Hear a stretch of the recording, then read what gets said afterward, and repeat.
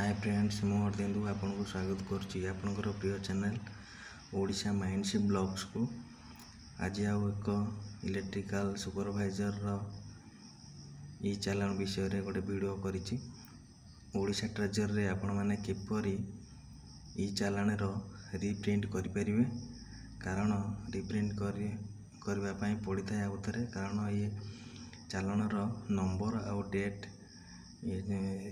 सेतबले mention होई न थाए, दिन रु 2 दिन लगी थाए। देखंतु ये होची रेफरेंस नंबर, ये रिसिप्ट होची सेतबलर जेतबले चालान रो कटा हेतला से दिन रो। देखंतु इठी चालान रो नंबर और डेट इठी मेंशन हेनी, सेति पे ओडिशा ट्रेजर रे आपण माने किपरि रिप्रिंट कर परिबे से विषय रे वीडियोटी देखंतु। मु अप्लाई करथिबा डेट एंड टाइम देखंतु, ट्रांजैक्शन डेट एंड टाइम देखो 29/6/2025 दिन मु काटी। आज होगला पाखापाखि 5 दिन होगला, कारण 4 तारीख होगला एपर्यंत रिसिप्ट आसीनी। आज 3 दिन है चेक करी, आज चेक करवा आसी ना देखा। चालान रो रिप्रिंट करने हेले प्रथमे ओडिशा ट्रेजर रो वेबसाइट को जावाई पड़ो। चलतु देखो ये सर्च करवा ओडिशा ट्रेजरी, देन गो देखु ई चालान IFMS रो ओडिशा पोर्टाल आम जा। देखु ये CRN अच्छी जोटा चालान रेफरेंस नंबर मागुची। देखु मेसेज आसला जो रेफरेंस नंबर से रेफरेंस नंबर ये देखिकी ये टाइपिंग करदे।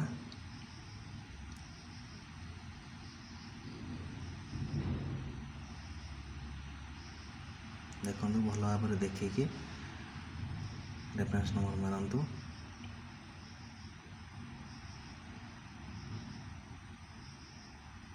देखो रेफरेंस नंबर मुझे टाइपिंग कर सारी, ये कैप्चा कोड देदवा।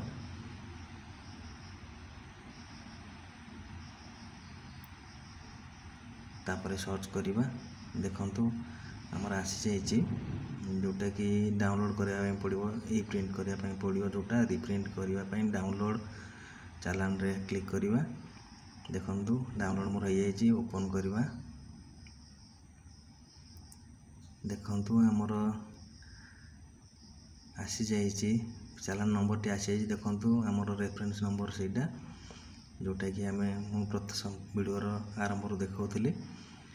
देखो आमर चालान नंबर एंड डेट ये आसी जाइए। देखो साइड रे आज 5 तारीख 4 तारीख होगला, ये पड़ी किंतु 1 तारीख रे ये चालान कटाई बोली, माने 3 दिन पर मोर आसला, किंतु 1 तारीख लिखाई। देखो अप्लायर डेट 29/6/2025, आज 4 तारीख होगला, किंतु ये पड़ी जे 1 तारीख रे मोर चालान टी नंबर आसी जाइतला बोली।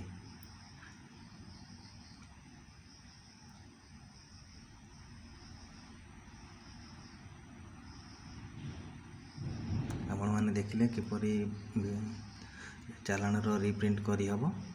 आपण माने रिप्रिंट करंतु, करिकी भलरे आपण माने अप्लाई करंतु। मु अप्लाई किपरि हम सुपरवाइजर लाइसेंस मु आगो को वीडियो नहीं आसीबी। आपण माने वीडियो माध्यम आपण देखि परिबे किपरि अप्लाई हुए।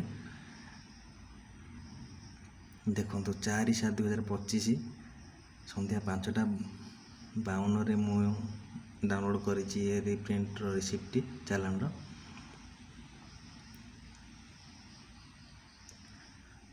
वीडियोटी शेष पर्यंत देखिबार धन्यवाद। रहुछि जय जगन्नाथ। देखा हबो आउ एक नुआ वीडियो रे।